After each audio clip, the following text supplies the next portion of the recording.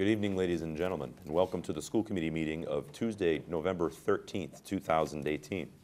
First on tonight's agenda is the acceptance of the meeting minutes of October 22nd, 2018. Motion to approve. Second. All those in favor? Aye. It's a vote. Thank you, ladies and gentlemen.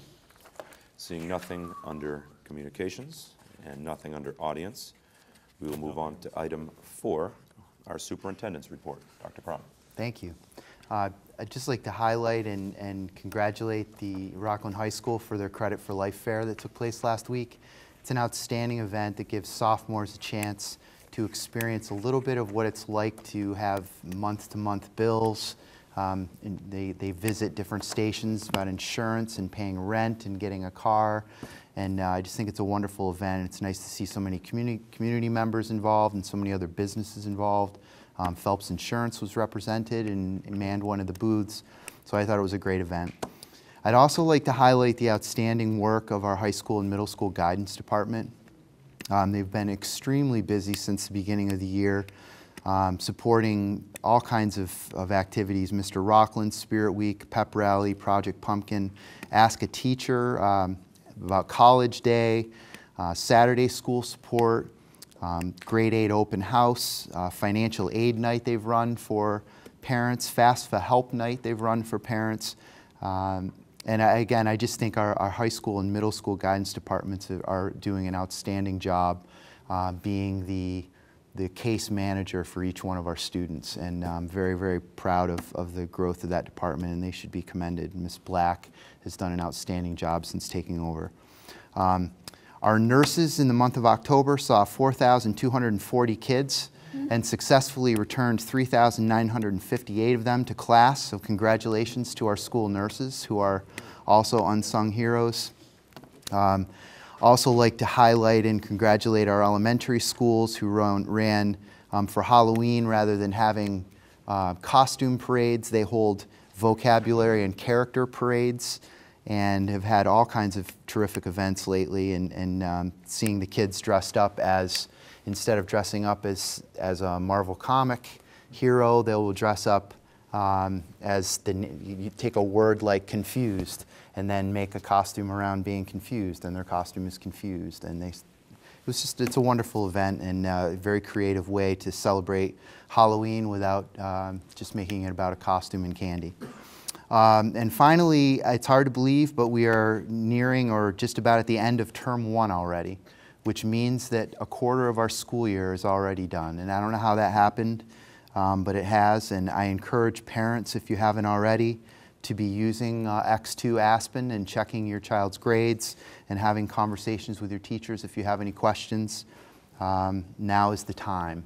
And I also want to prepare everyone following grades coming out term 1. There tends to be a little awakening for some students whose grades may not be what they thought they were going to be.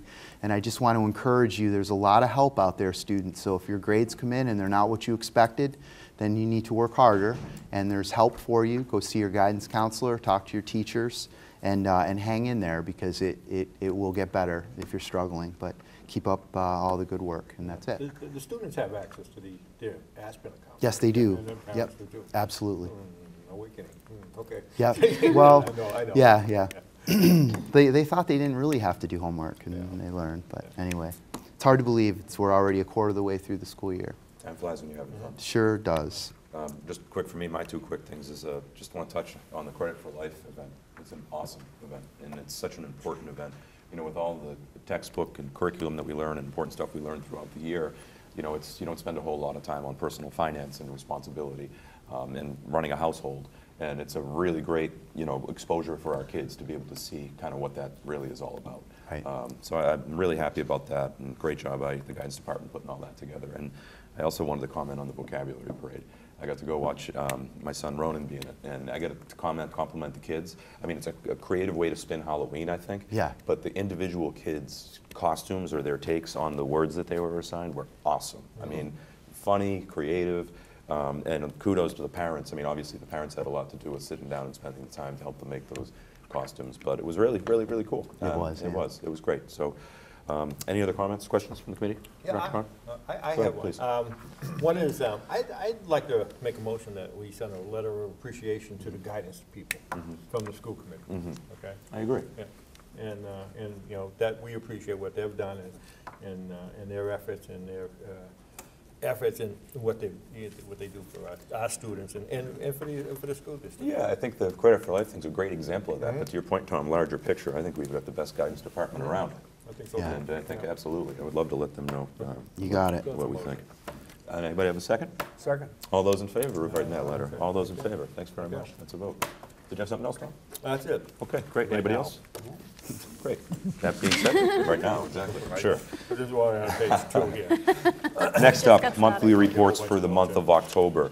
We'll be entertaining 4 motions for monthly reports for administrators, guidance, nurse, and pupil personnel services. 4 motions. Do we have 4 seconds? 4 seconds. All those in favor? That's a vote. Thank you, ladies and gentlemen. Colorful. Colorful indeed. Colorful. Colorful Rose indeed. Colorful, of course, referring to our school newsletters for November. WB Mason must love us for the ink Color. color. I was thinking the same. But I am not complaining because I'll tell you what, they're eye-grabbing, they're informative, and you know, you can't quite get black and white to make a picture like that Right. come across with all those Right. smiling All these faces. schools. You know what I mean? So Oh, I do. every one of them, every one of the schools is, you know, detailed, it's colorful, it's amazing. And, you know, I've been around here for school committee a little while, and they weren't always like this. They were always kind of very different from each other, different in their approaches, different in their looks. But clearly, there's been a lot of coordination and a lot of work on this. And a lot of content. And boy, Good the game reading, just very good continually gets stepped up. So it's appreciated from this committee. I mean, for me as a committee member, it really helps me get cued into what's going on in all of our schools, not just the one that my particular child goes to. So if you're at home and your child does send home these newsletters, please pick them up. I think that not only do you find them informative, but you know, lots of times I'll find pictures of my kids or yours in there, and I think that you'll appreciate them. So thank you to everybody for our school yeah. newsletters for Good weight to November. the paper, so it's a little thicker than the normal. The normal stuff. The normal It is stuff. good. Glossy, don't- Yeah, it is glossy. And the other little thing I like glossy. about it too is it does give our students the ideas of what, if they're going into business, what advertisement should look like, or Right. what, you know, what Marketing. marketing and information that, you know, it does get to people's eyes. Thank you. Well, I think the paper is a lot like our administrators' fine stock. I see what you did. Thank you. But, Thank you. I'll be here all week. Can I, All right. can I bring us back Please. to one thing real quick? Yes. I'm sorry. I meant to say this before we signed off on the reports. Is there any way, Jane, that we can get the amounts for the maintenance that were completed on the buildings? Yes. Specifically, the elementary school? Yes. So when we do it each month, because I'm looking at the amount of maintenance that was done on these buildings, and it doesn't look like a lot, but then when you realize what it is that they're doing, it's not cheap Yeah, it's stuff. gross. So I think that might be something informative as we move forward monthly, especially as I sit and see Mr. Penny here talking about, we're going to be talking about the school building process, so I think we might want that information too. I think it's a good point, Mr. Garofalo, to have our constituents and taxpayers here in town understand what it takes to maintain and Yeah. upkeep 3 old Because buildings as we have. well, as we look at All it, buildings, as we're looking at Eston, which, you know, is of the 3 elementary schools, probably in the best shape. We have, I mean, potholes are normal, but we have leaking roof drains, phone line issues, faucets, you know. We jump to Jefferson and we're looking at a ballast in the boiler room, kitchen fans, plugs, a leak in the hallway in the roof, replace light switch, air leaks, a boiler, you know, a laminator that's not building related so much. And then you look at Memorial Park and we got shingles and caulking on the roof, which, by the way, that was on October 3rd. I picked my daughter up last week and there were shingles on the ground again. Shingles? Yeah, shingles. Really? Yep. I thought that was all rubber roof. Nope. Right above the cafeteria is not Really? rubber roof. Yep. Oh. You know, a steam leak in the basement, doors that aren't closing right. It's, you know, this stuff adds up, and it's, you know, it's a necessary evil. I was at the fun run, and Mrs. Scarpelli told me about how she went into her supply closet at Memorial Park and the ceiling tiles fell on her head from a water leak. So I think we need to know this. I think the people need to know this. And I am going to say again, if you question whether we need new schools, please contact anybody for a tour of the elementary schools and you will see why it needs to be done. One thing I will comment, I would agree with you, Mr. Garofalo. I think there's a lot of things that we need as far as schools, indeed. They're in need. We need a new school. But that being said, too, I think it's also important to highlight what an outstanding and amazing job that our custodial and maintenance staff Absolutely. do Yep. in keeping those very old buildings up and going. I And mean, it's a they tough jump, job. and they Yeah. jump on a problem as soon as it's found, which we should be very thankful for the staff that we have. But you can only fix a leaking boat with so much duct tape for so long. I think it's accurate to say that our school budget, the total school budget predominantly is spent on the elementary schools. Is that a fair The thing to maintenance say? budget? Maintenance of it, you mean? Maintenance of it, yeah. It's, yeah, Because yeah, I we've would got say. high The middle percentage. school and the high school, certainly there is some There's maintenance, annual, but- regular maintenance, Yeah, yeah. yeah. Filters and Right, Right. the new right. building has different costs associated with maintaining it, but you're right. Trying to keep up with an aging plumbing system, electrical system. And once you touch it, you open yourself up to code, which means what should have been a $2,000 electrical repair on a 70-year-old building is now $20,000. So, I know one thing we're lucky about, and I think it's important to stress too to the taxpayers as well, is that these schools are being taken care of right now as if we're going to be in them for another 50 years. We're not lacking or not taking care of issues Right. here in the schools or anything like that with the idea that there's going to be a new one, because we don't know that there's going to be a new one. Right. Right. So these are being maintained and being given everything we got. I know that Mr. Sham and all the custodians and maintenance staff are on it like flies on stink, as they say. So do you have any comment or anything you'd like to point out? No, about the- I agree. Our maintenance staff is outstanding, our Mhm. custodial staff is outstanding, but you can only polish it up an apple so long. So I For sure. think Yep. Mr. Garofalo's point is well taken. It is, indeed. Thank you, Mr. Garofalo. no problem. Next up, Thank you. we have under item D, the building rentals for September and October. I'm getting busy with basketball coming up, all the youth programs, all the things going on. Boom. Yep. It's good to see that starting, and for anybody who's thinking about using the building for any reason whatsoever, they're open, they're here for the use of our community. Mrs. Penny does a wonderful job at scheduling these things and getting them to work and getting the ships to run on time. I had the pleasure of working with them to schedule some some youth football film time as they were preparing for their Super Bowls this weekend, and it was just easy as pie. So our buildings are here for the community to use, and all you had to do was call the administration offices and speak to Mrs. Penny. So that being said, looking forward to having our buildings continue to be used and be busy. Next up, under old business, we have a school building committee update. And we have another Penny here. We have Mr. Rich Penny here with us. He's the chairman of our school building committee, and he's here to update us on the wonderful progress being made by that great group. Welcome, Rich. Come on right up. Over to Right the up to the podium there. Yep. Put you right in the spotlight. Great. All of a sudden, I seem to be on TV a lot lately. Good exposure. You signed up for it. So thank you very much for inviting me. I think this process, it takes a while. And I think, given this update and starting to do this, I think will help. So started looking back at notes. So it was May of 2017 that the feasibility study was approved for $800,000. Our first meeting was in July of 2017. Thinking all the way back, it's amazing. It's already, 15, 16 months. So as we've gone through the process, we assembled the committee. Then at that point, we started the process to hire our OPM, which is our owner's project managers. We had a subcommittee of, I think it was 6. We had some great candidates, and I had gone through this process for the high school, middle school. I will tell you the level of experience, the quality of the candidates were much greater than what we had in 2009. So we hired a company, PMA. Great recommendations. They've got a great portfolio of jobs that they've done. So then we started working, once we brought them on, that was back in April, we started the process to hire an architect. So we had six companies that submitted into our RFP. Went through the process, and that included MSBA. Dr. Cron and several others went into Boston. We narrowed it down, picked the company SMA.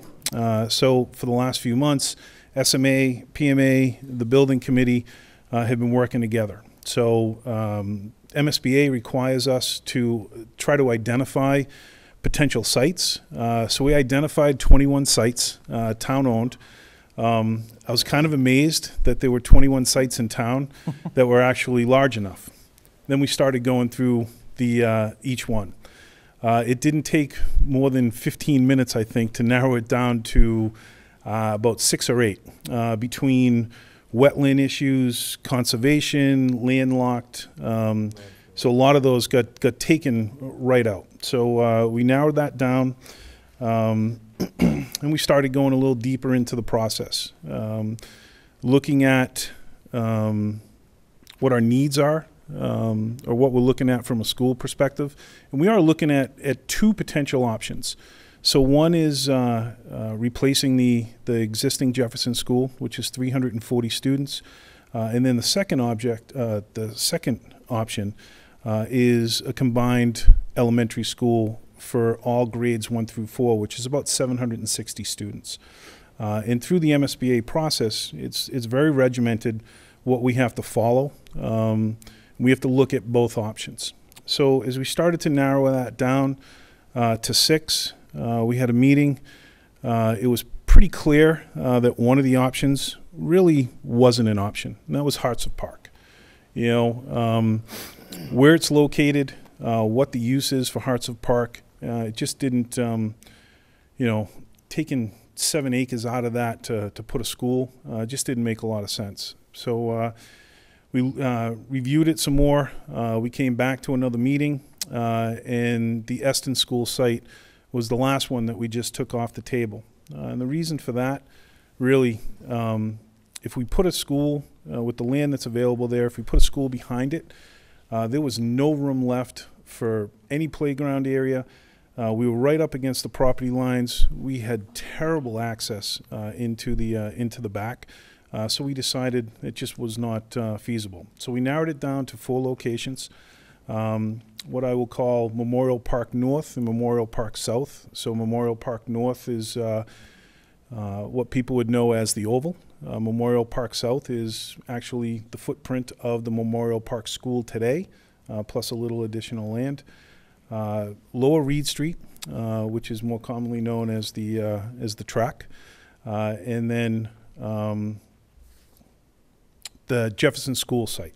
So as part of the MSBA process, we have to look at an addition renovation as part of this. So the Jefferson School site has to stay on, and we have to look at that as a potential addition renovation.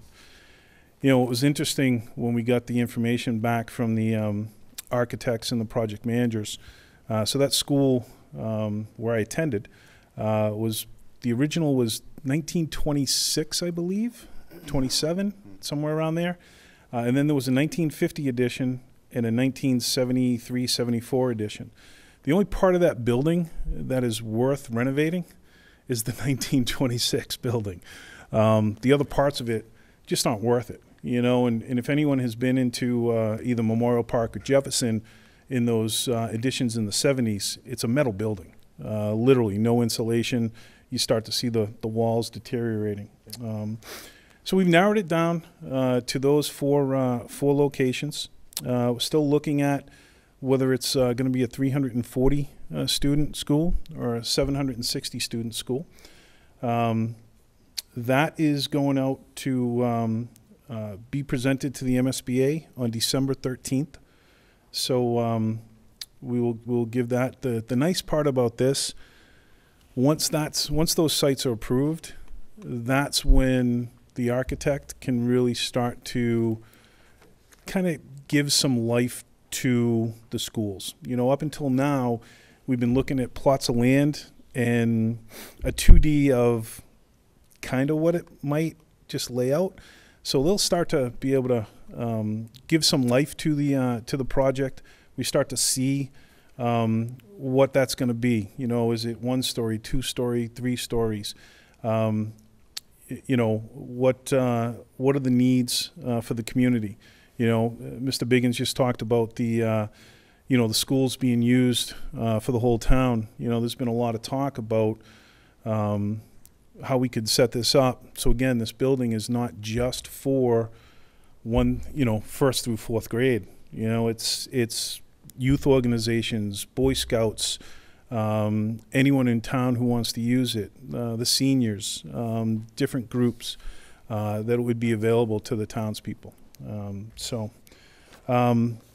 Once that goes in on the 13th, once that gets approved, like I said, we can start looking a little more in depth on what the options will be. So if there are any questions or... Sure there are. Questions, comments from the committee? Rich, I know the answer to this, but I think it would be nice for the I hope I public do to then. know the answer to this. As to funding, Yeah. anticipation, what do you think the state will be paying per dollar versus what the townspeople would have to pay? I'm not talking about the overall cost of the commitment, but the individual, what the dollar, how it would go percentage-wise. So we don't know what the overall project will cost yet. That's what this Right. this next step will be. So, you know, currently on the feasibility study, our reimbursement rate was a little over 64%. So, if you remember, we approved $800,000 through some, I think, some pretty good negotiation. Yeah. We were able to negotiate with the architect and the project managers for less than $800,000, and we're getting reimbursed at, you know, a little over 64%. They haven't set the rate yet. We're anticipating that we'll be somewhere in that ballpark, you know, 60 to 65, we're hoping. And that's on reimbursable expenses. So the MSBA is very, very clear on what is allowed, what isn't allowed. And they also put a cap on the overall spending. You know, so, you know, as part of this process, and as we talk with the architects and the owner's project manager, I don't know if anyone has seen what just got approved at Belmont High School. So $262 million for a 7th through 12th grade high school. The average taxpayer in Belmont will see an $1,800 increase on their real estate taxes. I can assure you that is not what we are looking to do.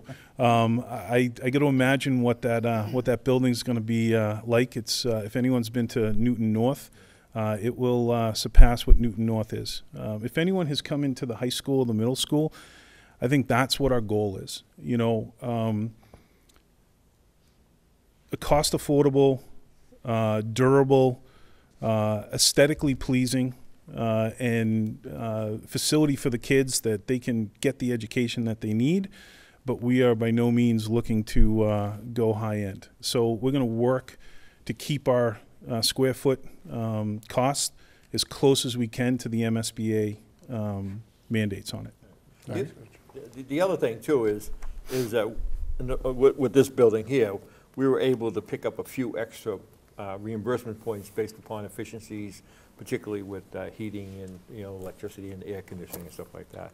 Yeah, so that's still allowable on the MSBA. Right. So LEED certification. Right. So, and there are different levels of LEED certification. So there's silver, gold, platinum. My guess is, as we're designing this, we're probably going to be close to more to the silver. And there's a reason why. Although we may look to maybe possibly gold, there is a diminishing return. So if you go to platinum, it could actually cost you more money than what you're actually going to save. So, we'll definitely be at the silver because there's additional points to be gained, reimbursement that will more than pay for itself. And maybe we can get to gold. I know when we were doing a renovation, it was much more difficult because we were with a building from, what was it, 1959? Yep. So we had some limits. If we're building something new, it might be a little easier to get that. Yeah, and that's what happened when we did build the new middle school and renovated this, when we started putting the stuff together, is that we started getting close. I think we did get gold on. No, we get silver. We got silver on that? We get silver on this. one? Yep. And I think, yeah, Yeah, we had silver on both. okay. Yep. But we got an extra, it was an 3%. extra 2.5 points. Yeah, 2.5 points, yeah. Yeah. Which is pennies to the dollar. Yeah, Yeah. Yeah. No, absolutely. yeah, Yeah. so. Any other questions? Go ahead, please. Sorry, Mr. Wiggins. Yeah. I just wanted to say that I like that in all of our discussions that we've had all summer and all through, that even though we have 760 students going into the school, hopefully if we get to do the 1 through 4, that our goal is to still keep it small and warm and inviting and not to have it sort of lose its little neighborhood feel. That we have all been it's amazing how much work and how many people are involved that we've all been doing each month and all throughout the summer for different meetings and things to sort of reach into and figure out what we really want, not only educationally, but how we want it to feel too. So I've enjoyed working with you, Rich, and I just think that the whole process is a little bit fascinating to see what, this is Rockland's future, and we get to design that. No, it is, and I think, and there's a lot of needs in town, and we've done a lot of things, and I get the potential costs for people, but if you really look at this, the benefits, in my opinion, outweigh what the potential costs are, because if we don't do anything, we still have buildings from the 20s and the 50s. You got, That are Mike chipping had away. talked about it. Right. Those things aren't going to go away, and those expenses are just going to continue to increase. Right. And I think it's important to know those repairs, they're 100% on the town. So on a new build out, the state's going to pick up, over 60% of it. So Right. again, you start looking at, your long-term return on the investment. It's proven, this building has proven its worth. Right. And the other thing too, is you never know when the state's gonna stop that. That's right. Oh, Yeah. they could, absolutely, they could stop it They whenever. wanna give you 65%, 64%. Absolutely. You wanna take advantage of that. Yep. The one good thing is we are in. They can't. We've been approved. We're good to go. So as long as it gets through the process and the Yeah, votes. because part of the sales tax, I think 1.5 cents or 1 cent of the sales tax goes to the building, MSBA. So. Legislature can't could change complain that about at the some sales point in tax. time. That's though. right, that's what I'm saying, there's been talk about doing Yeah. that, is dropping Yeah. the sales tax rate. That would affect not, that revenue. Yeah. It could Well, affect that revenue. Mr. Garofalo, you have a question? Yeah, I do. The Jefferson site, the current site as is It's too small. that even big enough for a school to hold 760? They have to do Not really. the ad No. reno. So that Okay. would be Right. more of a. Even with the 3 stories, you still have a parking concern. So that would be more of an addition renovation for the 340. Okay. But as part of the MSBA, we have to keep Right, that right. on there.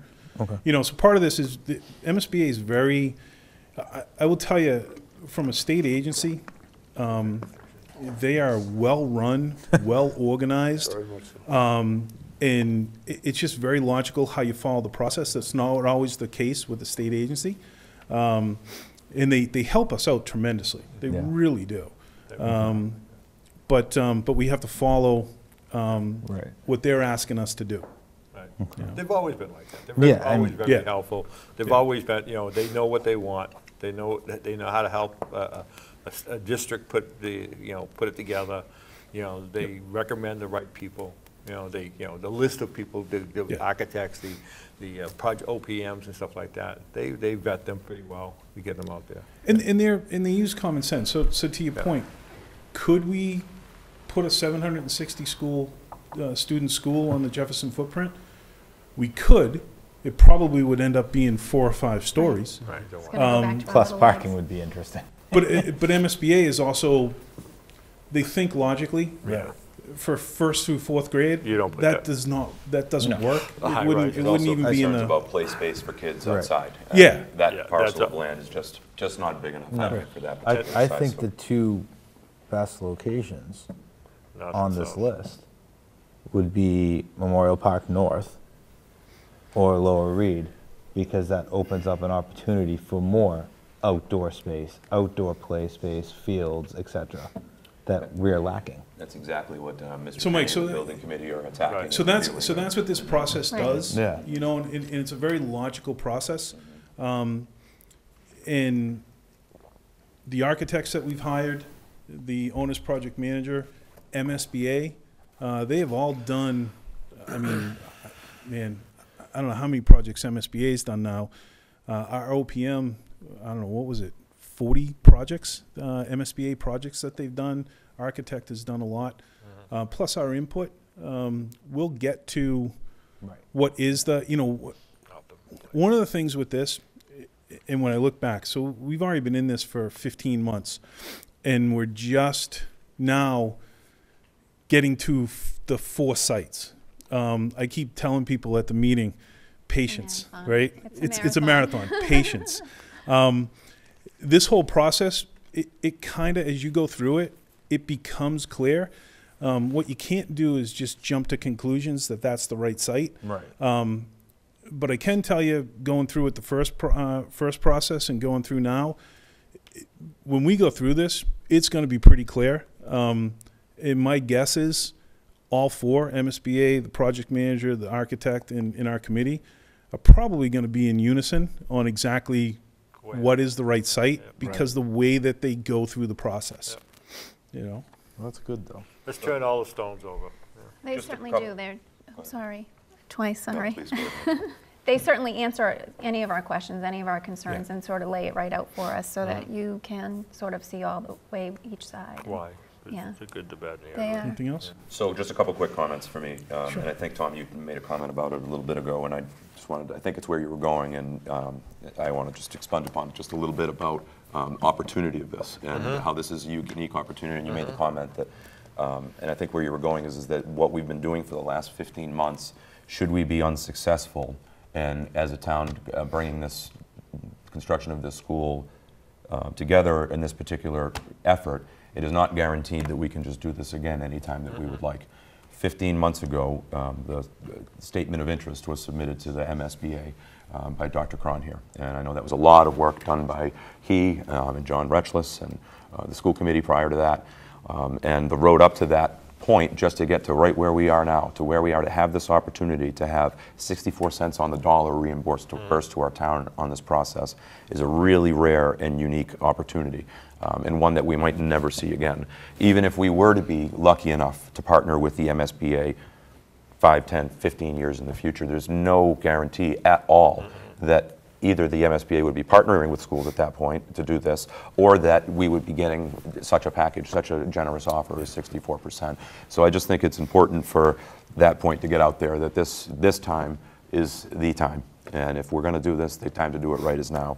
And the second point I wanted to make is to really thank Rich and to recognize Mr. Penny for taking on the job of being the chairman of the school building committee. I don't think people realize the amount of work and work behind the scenes that's being done on that, the numbers, the working with architects, the working with Dr. Cron, with this committee. It's a lot of work, and it's to be highlighted that Mr. Penny will not have any other children going through the elementary school. So this is an effort that clearly he believes They already in. went through them. Right. But I just think it's important for people to know, right? If I'm up there and I'm talking about it, I've got young kids that will be maybe benefit from this someday. But I think that it's important to hear a perspective of someone like yourself, of kids who have gone through these schools. Heck, you went through these schools. I did. And you went to school that was old when you went there, I would bet you'd say. I was scared to go in the basement of Jefferson when I was going there in the elementary school, and I'm still it was scared funny. to I go was there. going to say, say, I'm Well, scared to go in the empty so one.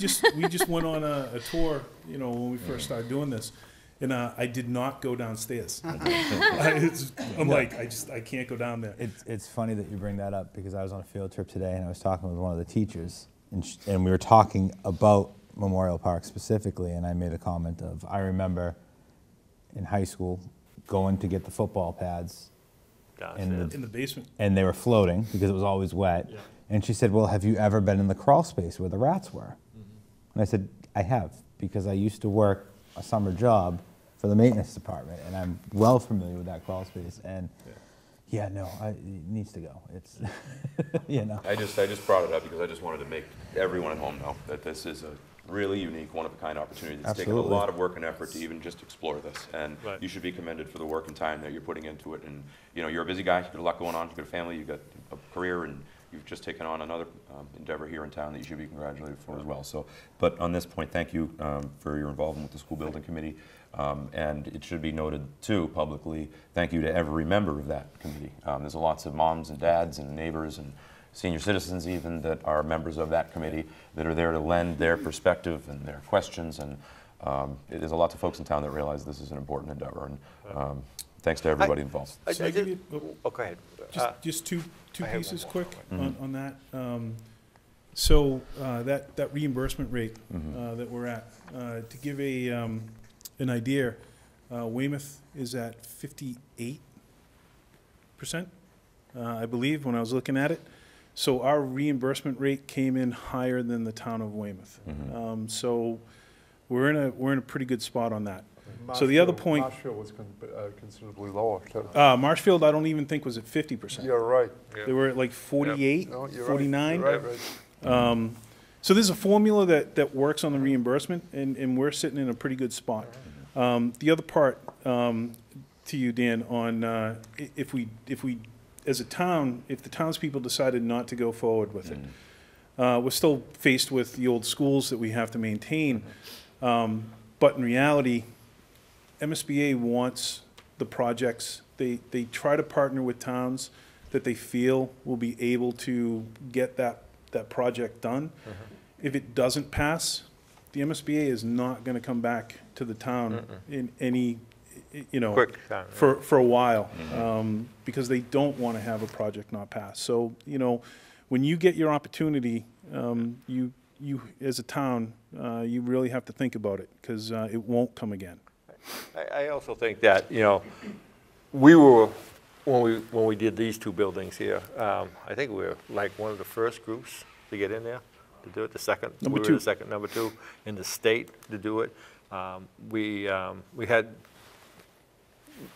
very well, it was good success, and I think that's one of the reasons why MSBA is, we're willing to work with us, because we have done it before, we got it done, and and it worked well. And they do like those success stories, I agree, Tom. If you look at their history, particularly in small towns, because they only have a certain amount of money, and they got to kind of spread it out. Coming back to a small town in this shorter period of time, there's not a lot out there. The other part, when I said about MSBA, that they think outside the box, you think about this project here, Right. the middle school was the project. We were able to talk to them and convince them that it was in the best interest to not only do a new middle school, but renovate the high school. Right. We're in a similar situation right now, right? So, the Jefferson School is the one that got approved. So conventional wisdom is it's a 340 student school, but working with this Dr. Cron and the staff and the school committee and the school building committee, we've really talked to the MSBA that it's definitely worth looking at doing that 760 student school, because if we're able to do that, our schools are really set up for the next 40 to 50 years. Next two, Other than doing some preventive work and whatever, we're in a very good situation. And MSBA looks at that going, hey, if we can partner with them and do this, Rockland's not going to have to come back to us for 40 or 50 years. Right. So that's part of it. So I do also want to say thank you to the 21 members on that committee. It's a great group, from elderly to parents with small kids to middle-aged guys that, don't have kids in the school system anywhere, to staff and committee members. And I just want to say thank you to everybody for stepping up. Thank you. All right? Thanks, Rich. Thank you. Also, one last note is that those building committee meetings are public meetings. They are televised on WRPS. So please stay in tune and stay up to date. Fun. Next up on tonight's agenda, item B, under old business. We have adjustment of kindergarten early release at Memorial Park. Instead of November 29th, we'd like to move it to December 6th due to a scheduling conflict. Dr. Cron? We have a scheduling conflict that was brought to our attention last week, so we're asking for this adjustment of days from the committee. Motion to approve. Second. All those in favor? It's a vote. Thank you very much. Next up, completed fundraisers. We got a few great ones. Yeah. National Honor Society did a dining for a cause at the 99 that raised $68.82. The RMS PAC did 3 fundraisers. One was a raffle calendar that raised $1,905. They do well. Hilliard's Candy raised $160, and Little Caesars Pizza raised $1,565. What would they put on a pizza? That's a lot of money for pizza. It was a build-your-own pizza. Oh, okay. Oh, was it a build your own? Yeah, Oh, you get it okay. as a freezer thing, and you can build your own. All right. Cool. Sounds good. Who doesn't like pizza? Yeah. The Service Learning Club had 2 nights. One was a Chipotle night, which they raised $263.95. The Service Learning Club also had a bake sale that raised $283, while the cross-country team had a dining for a cause at Players that was canceled. So kudos and congratulations for all those organizations and their hard work to raise Good job. money for programs for our children. Next up, new business. We have a request for approval of new fundraisers. The Rockland High School is proposing to do 3 fundraisers. The freshman class would like to do a Pajama Bottoms fundraiser in November and December. The Harvard Model Congress would like to have a Panera Bread fundraiser in November. And the Positivity Project would like to have a shoe drive in December. So we'll entertain 3 motions. And we have 3 seconds. Yeah. All those in favor? Aye. That is a vote. Thank you, ladies and gentlemen. The shoe thing seems very interesting. I don't know. When I was on the Memorial Park PAC, Jill Eli actually did a shoe shoe drive. drive? Yes, and she did pretty well. She made half of her goal. It was a little bit harder than we thought it was Yeah, going to be. would It was be. a sort of hard thing to coordinate, but it's the idea that it has the potential to be a good way to give back because the shoes go on. Yeah. No, it was an interesting read. Yeah. Excellent. Next up, item B, FY19 budget development timeline, which may be the most important work of this committee and our superintendent, Dr. Crum. Would like to talk a little bit about that. Absolutely. This timeline is very similar to last year's. We're looking at a January 9th submission of the preliminary budget to this committee, a January 11th budget submittal to town officials, so that'd be the town accountant, town administrator, and the finance committee. In January, we would meet with the finance committee liaison. In January and February, we would meet with the finance committee and the town accountant to go over our budget. In April, we would have our public hearing for the school budget, and we would present the final budget to the finance committee. In May 1st, we're looking at all purchase orders being due in the business office for FY19, and then we're looking at town meeting on May 6th. And that is the proposed annual school budget timetable. Questions or comments? Motion to approve. We have a motion to approve. And we have a second. All those in favor? It's a vote. Thank you very much. Thank you, Dr. Cron. Next up, item C, we have class sizes 2018-19. Dr. Cron. Very similar to last year, some increases, but I think overall one of the strengths of our district is our class sizes, particularly at the elementary schools. And I feel very comfortable with our numbers. Again, we like to keep our class sizes low. I think it gives teachers an opportunity to work more individually with our students. So I'm very comfortable with the class sizes that are being presented to you. Any questions or comments relative to our class sizes from the committee? No. That's good. Thank you. I share your thoughts, Dr. Cron, that Our class sizes are very manageable, a very healthy level, and it's good to report. Next up, superintendent's goals. Dr. Cron, would you like to talk a little bit about that? Yes, please. I would ask you to turn your attention to the white wall to my right. So I have 5 goals. In general, the first goal is regarding the strategic plan. The second goal has to do with improving teacher evaluation. Third goal is increasing STEAM throughout the district. Fourth goal is to support the building project. And the fifth goal is facilitating tabletop crisis planning.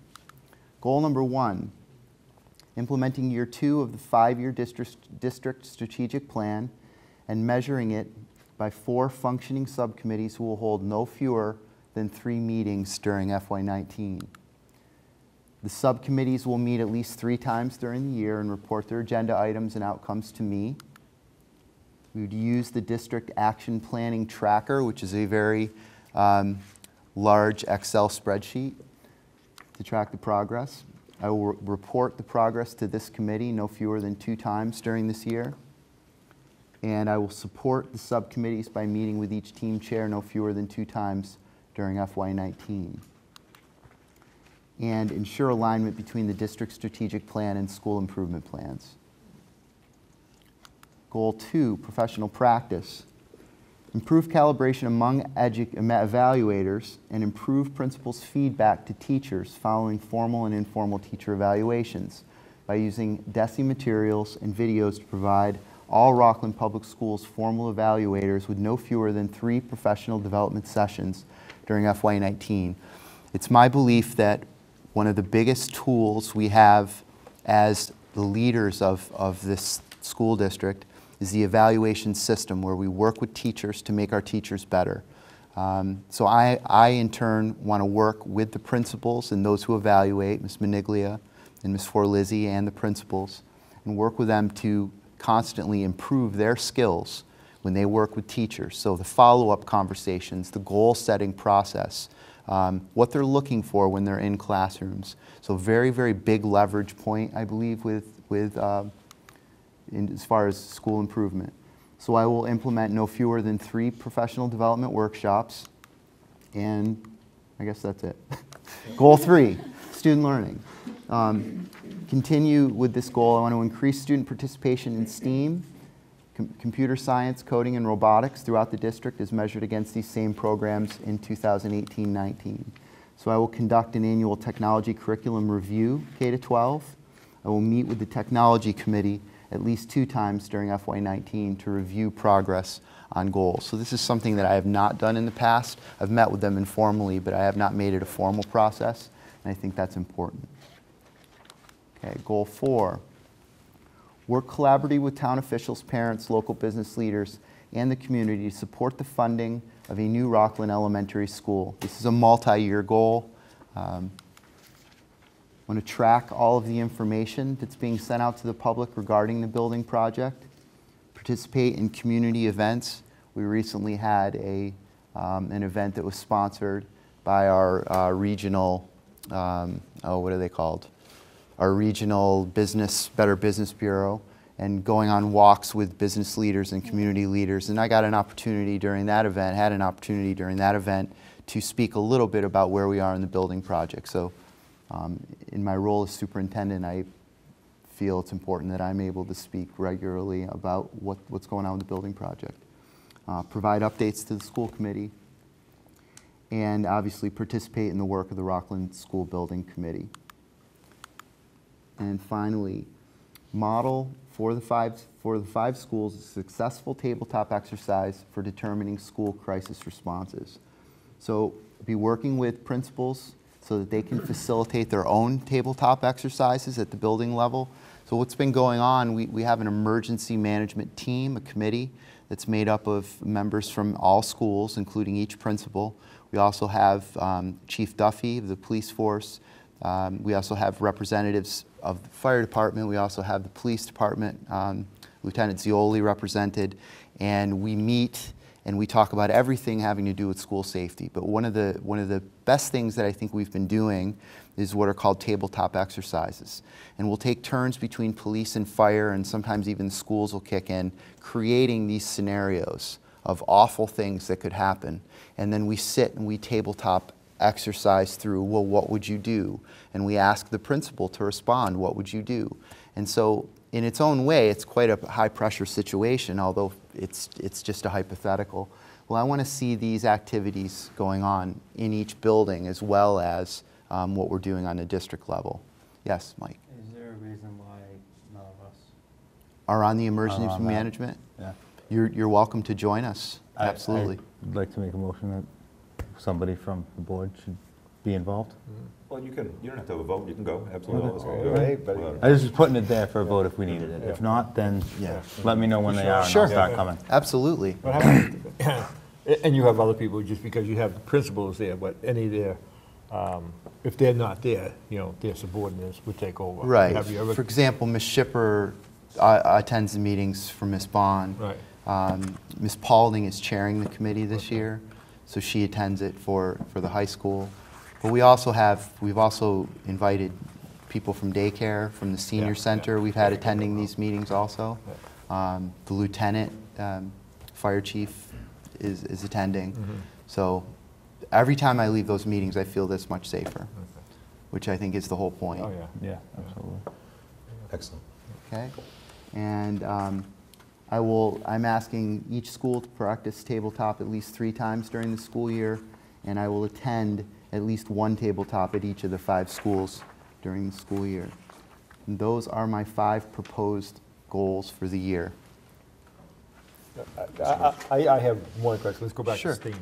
Sure. Okay, because that stuff comes fast and furious. Yep. Okay, and how do you, if something's coming up, like all of a sudden there's a nice seminar out there, bang, and stuff like that, is something new coming out that you might want to attend, how do you handle that? Me or a staff member? Staff member, how does the staff member get Well, to you? So the way if someone wants to go on a professional development, to a seminar or something, they go to their principal first. And what I ask the principals to do is make sure, number one, whatever they're asking to do it somehow supports our strategic plan. Okay. So if you may really want to improve your skills at studying integers, but all of the kids in Rockland are just already doing Yeah. extremely well in integers. Yeah. Well, I don't want to send a teacher Yeah, out yeah, on yeah, integers because it's not about the teacher, it's about what our kids need. Right. So the principals are really required to filter what they're being asked to do. And so we do support teachers, and we have been sending teachers to, say, the national or the state conference at Foxborough every year for technology. And so a teacher would go to their principal, the principal would approve the request, and then it would come to me. The thing I was going to, is that, sometimes there will be, and I say, there will be, oh, listen, we can get some money for this, we need this, and we need to make a decision real quick. Do we want to do it?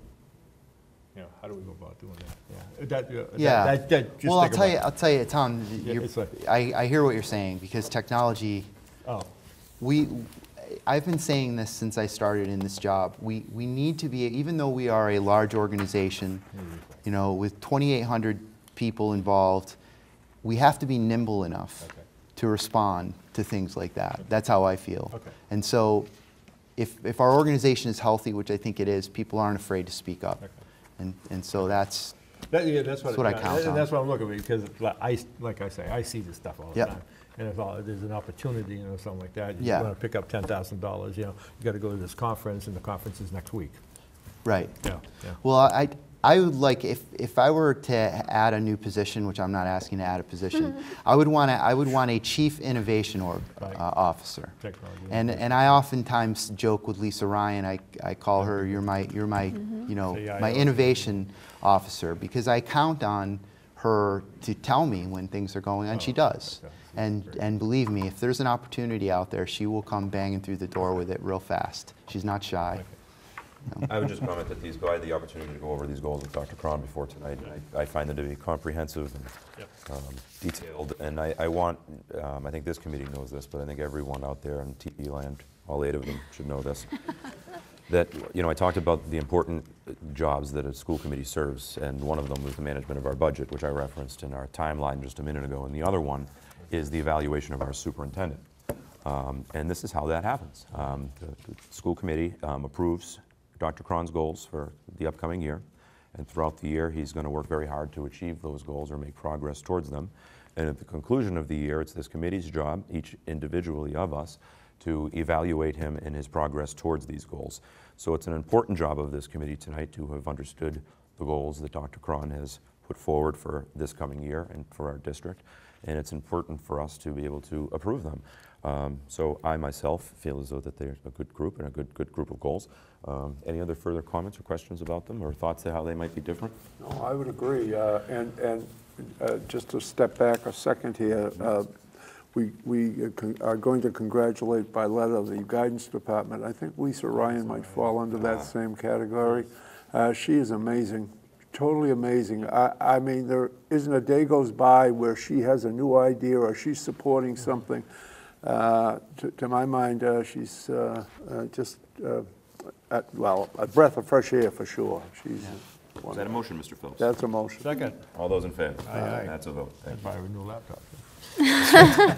Any other comments on Dr. Cron's proposed evaluation goals for this coming year? Very, Motion approved. ambitious. Good. Will we have a motion to approve? Motion approved. And we have a second. Second. All those in favor? Aye, aye. That's a vote. Thank you, Dr. Cron. Well, your last goal, I think, is a really great segue into the next agenda item. I asked Dr. Cron to put this item on our agenda this past Tuesday. The agenda item is the school voting site policy discussion. So I guess it wasn't this past Tuesday, it was last Tuesday.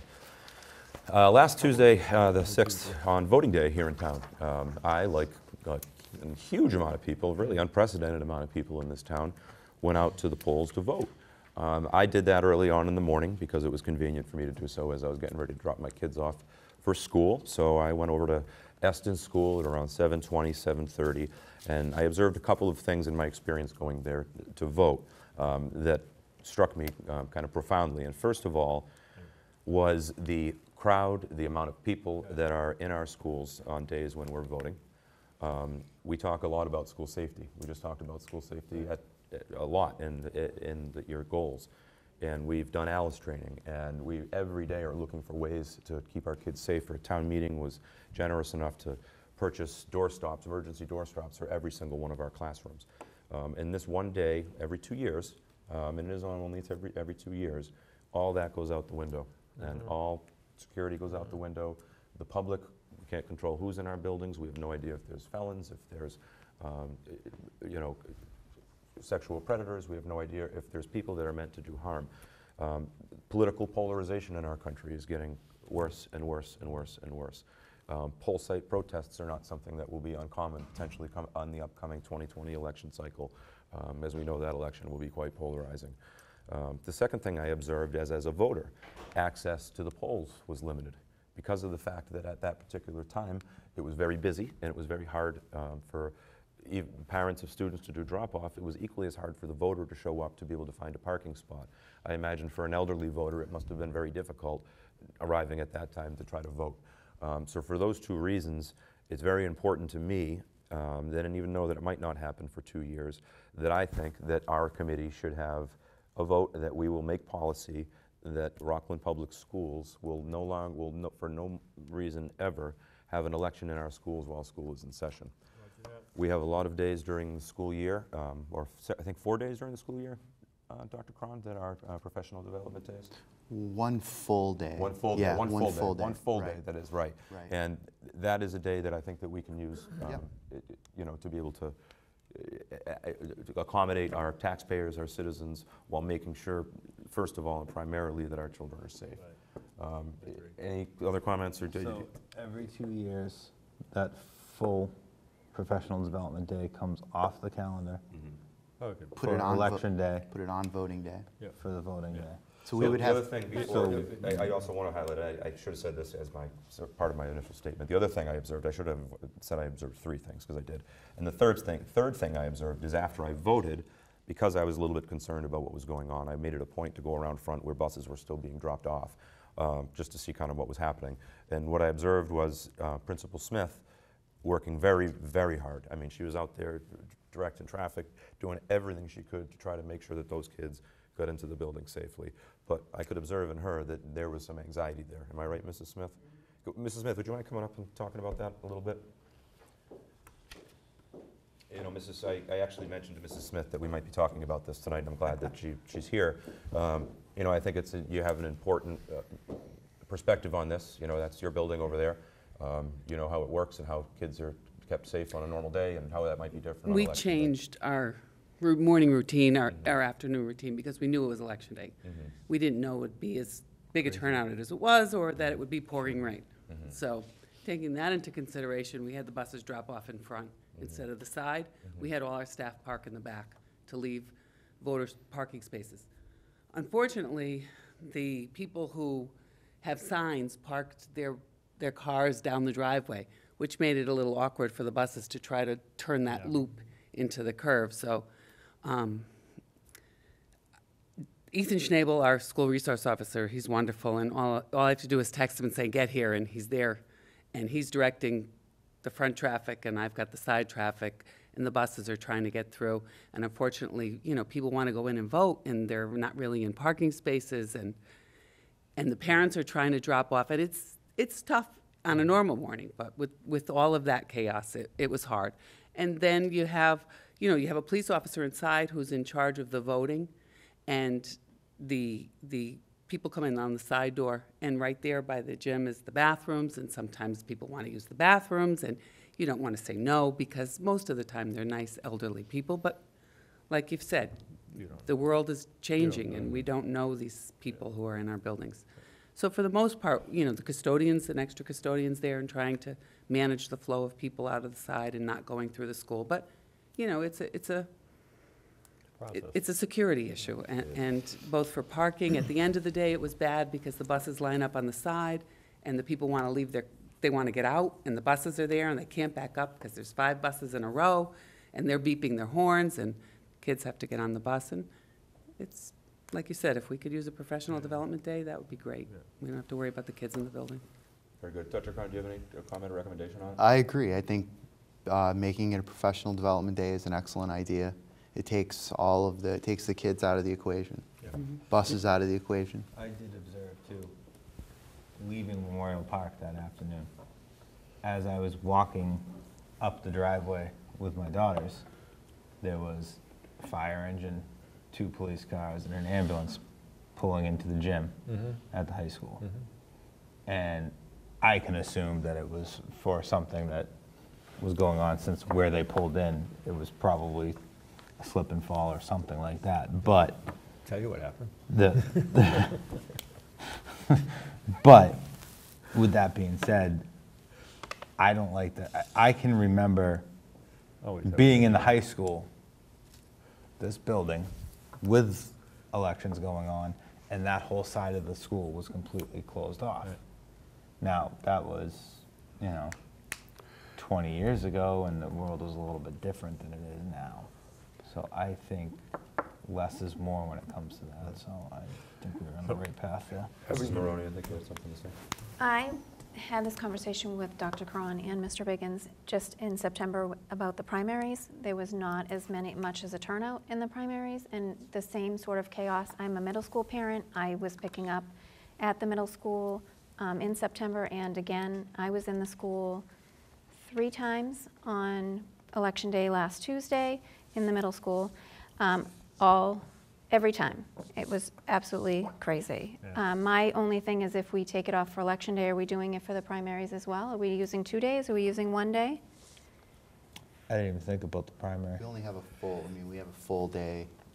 We have 1 full PD day during the year. This year we put it on a Tuesday following Martin Luther King Jr. Day to give families a 4-day weekend, and also because I think it was optimal for teachers to come back after a long weekend and have a Tuesday professional development day. So we planned it that way. I think using that day for... A good point, though. There will be, every other year, there will be 2 elections. There'll be 2 elections. Yeah.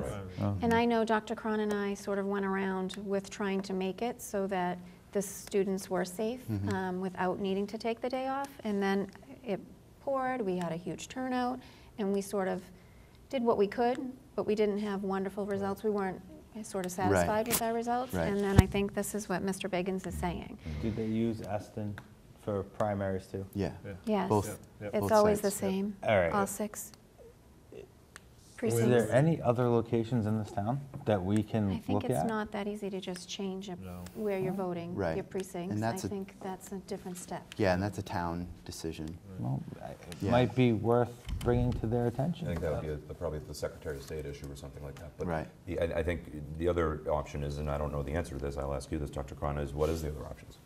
Well, we can If there's a year where there's 2 days, and it's the will of the committee, and I think it's really the right thing to do, really, is to make sure that we don't have, voting going on while school is in session. So on that second day, every other year, is there another option that isn't immediately apparent to me? Well, let's study it. That's probably my recommendation. Let's look at it. Let's look at the calendar over the next year, 2 years, and really think about it, as far as Yeah, setting a policy. And the other thing is look at any obligations that we have to the town and to the state, as Right. providing the space for that, that should be part of that study. Yeah. Well, we do have other public buildings in town. We have Right. the senior center, Right. we, And you could McKinley do probably some won't of be that. around in a couple of years, but Yeah. you never know. Well, I also think there are ways that we could secure our buildings.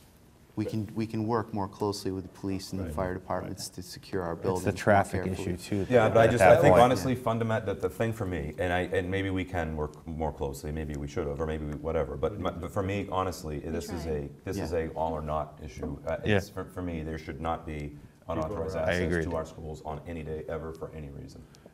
And I don't know what the answer is, but we're not going to have the issue of the second day for 2 years. So if it's an issue that work needs to be done with the state, Yeah, with the or if there's calendar. another the working of the calendar that isn't immediately apparent right now, I would hope to entertain a motion tonight, regardless, that we will set a policy right now that in Rockland Public Schools we will not have school in session during voting days. I just have one more question, and I'm with you. Please. Go ahead. When did we go to the Wednesday before Thanksgiving being a day off? Oh, years ago. It's been on Years and ago. off. I yeah. only ask that because we never had it. Who's we? I never had it You. in my tenure in Rockland as a student. We didn't have it, It's and been like that for a long time. I don't. It's I a mean, huge It used to be family a half travel day. my old right. It used to be a half day, and it was like the early half day. You got out at 11. It was like the cool half day, right? So if we're looking at trying to lose a day to cover primaries, that's something we should look at then, because I get it. It's right before Thanksgiving, but it used to be half a day. Half a day still counts as a full day of school. Right. I would make the motion that we study it, and come back with, all the pros and cons of what's going on, and then come back and do it. Because one of the things I saw, I was later in the day and it was raining, and the biggest problem I saw, not only the access into particularly in the middle school, was the parking. People people backing over each other. Right. There was Yeah. more accidents in that parking lot Right. in the 10 or 15 minutes I was there than I've ever seen. I'm agree. with seconding Dan's motion and just making it. We can We are work going to around have that. no school We can that work day. I around didn't actually make the motion. Yeah, I don't think Oh, I thought you it's did, not sorry. rocket science, and I don't know why we didn't think of this before, but there are many other districts that do not have school Right. during election No days, election and days. I'm assuming they don't have school at any election days, not just Well, the, that's what I would say, and honestly, with respect, I don't really want to study it, I just don't want to do it. I agree. And figure it out. I agree. I don't know I'll how to I'll make We'll that figure it motion. out. Yeah. I'll make that motion. I will second that motion. All those in favor? Aye. Aye. Thanks very much. So, Well, that was a good, productive so- meeting. Beating our heads against the and- wall on it. Go ahead. okay, so we're defining it as federal election days on that motion. Both days, the Both days. primaries Both. and But the, they're federal, yes, they're correct. federal. Well, No usually in voting April, voting in school. town is the Saturday. Right, no, what I'm saying is, so if there's a state election, okay, you're saying the same thing? No. Yeah, everything, no voting in schools. Okay.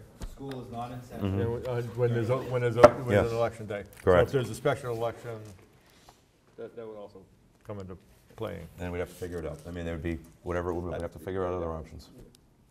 And it might be another committee that figures it out when that happens, or what have you, but, Special election, we can deal with it when it happens. If it's a town special election, it's not gonna Oh, happen during the week. Town special elections, okay. But So- you have a special election for a federal office, you know, whether Right. it's a rep or you know, senator, something like that. Yep. That's what we're talking about, so. And that would be the one we're talking about, the professional development day moving? That would be that Yeah. 2020 Yeah. election year, the federal Yeah. year? But sometimes is that when you have a special election in a federal case, is that somebody has, you know, died or, you know, left the office and stuff like that, and they'll say 90 days from now. Yeah, so those are all the same, those are all the contingencies you have to put together there. Okay. Okay. Next up, last and certainly not least, is public service announcements. And as always, we start ladies first. Mrs. Maroney? Speaking of elections, I would like to congratulate Mr. Penny and Ms. Nyman on their win and up into the selectman seats, and I look forward to working with them. And I thank Mr. Simpson, Mr. Valenzola, and Mr. Kane for their hard work and running and campaigning. We appreciate good people stepping up and being elected officials like ourselves. And then besides that, Thanksgiving will be here before we come back, and fill your bellies. Thank you, Mrs. Maroney. That's all I got. Mr. Mills? The same thing, is everybody that participated in the elections, thank you for doing that, being, participating and running, and congratulations to the elected officials. Again, Thanksgiving is coming up, and we are, you know, there's a lot of good things happen at Thanksgiving. Lot to be thankful And for. be thankful for, and, you know, and I think we have 2 more meetings, right? Before the end of the calendar year. January 1st, yeah. Yeah, not 5, wow. I know. All right, thank you, Mr. Right Mills. Mr. Phelps? It's hard to go above what's said. I think, though, I think we've turned the page. Enough said. We've turned the page with what's happened recently in our elections, and we're on to much better things. Indeed. Well said, Mr. Phelps. Thank you. Mr. Groffman? Yes, it's Thanksgiving. It's literally the greatest holiday because you get to sit around, eat, and think about everything you have to be thankful for. Family, friends, well, I wasn't going to go there, but watch football. Family, friends, coworkers, everybody that you can look around and say, wow, I'm really lucky. And with that being said, I think I would encourage the good people of Rockland to go check out Rockland Holiday Magic. They do an amazing job for people in need in this town, and you know, they can always use our support. And I know it was something that was very dear to Ann, and with that, I look forward to every year doing what I can to help them out, and I think we all should too. Thank you for that. Yeah. Thank you, Mr. Garofalo. One other thing. Please. You know, the stroll, we won't be back before the stroll, right? We won't. That's right. You're you teed it right up for me. I did. Knock it out of the park, yeah. So before I talk about my favorite day of the Rockland I know. year, I want to congratulate all 3 levels of Rockland youth football boys. Pretty special. There's 26 teams in each division of youth football, the mites, the peewees, and the midgets. And of those 26 teams in each division, Rockland was represented in each of the championship games of those divisions this past weekend in Norwell. We came out pretty good too. 2 of the 3 teams won the Super Bowl. And the young guys, my little guys team, came up short, but it was really great. So congratulations to all those kids and all those parents. It was a really great day to be from Rockland. The other part is that congratulations and a thank you for Rockland youth football and this town quite a bit are deserved to go to Wayne Leander and Brad Begley, who finished up their last year of coaching and running Rockland youth football. It's been over 2 decades for those guys, and many young men and even ladies have grown up and matured and learned the game and teamwork and cooperation under those 2 guys. Lots of people who have come up through this school and been great football players at this school owe it to those guys. So congratulations and thank you to both of them. Now the stroll. We talked about Thanksgiving, and every year, the Saturday after Thanksgiving, we have a little event here in town we like to call the Rockland Holiday Stroll. My family's been involved with it for quite a long time, and we've been really honored to be able to host the North Pole at my family's business at Magoon Biggins Funeral Home. On that day every year, it ceases to be Magoon Biggins Funeral Home, and it becomes the North Pole.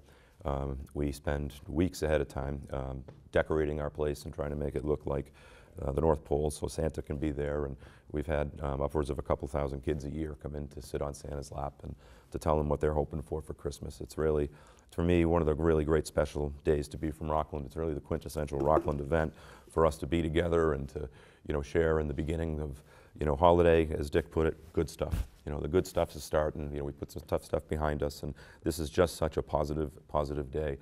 Pam Murphy and Kathy Stewart have really been integral in it for years and years and years. It's really been their brainchild, and those are two ladies that this town is just so lucky to have, and I'm so lucky to have them as friends.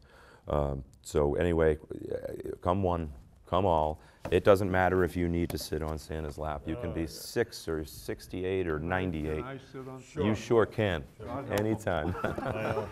But it's good for the young, it's good for the old. All the businesses in town come out and are supportive, the different town organizations. It's a really great place to be. So take some time out the Saturday after Thanksgiving and come join us at the stroll. And if you have a minute, we'd love to see you at my family's home to be able to greet Santa and be able to see the North Pole as it's decorated. So you get the North Pole on the south side of town. That's right. Okay, I just That's wanna make right. sure of that, That's yeah. right. Absolutely. You've been working on that the whole time? But it's the northernmost point of the south part of town. All right. Sorry, one thing. I did not realize that it was Wayne and Brad's last year together. So with that being said, I was fortunate enough to have Wayne Leander as a coach in high school, and I was fortunate enough to play with and coach with Brad. And I can tell you that the youth program is going to suffer a huge loss, but they've left them in great hands. So I'd like to congratulate those two as well, because they were integral for that program for years. So. Great. Thank you. Last but not least, Motion. we'll entertain a motion to Motion adjourn. adjourned. All those in favor? Aye, aye. It's a vote. Ladies and gentlemen, thank you very much. Thank you. Happy holidays. Have a great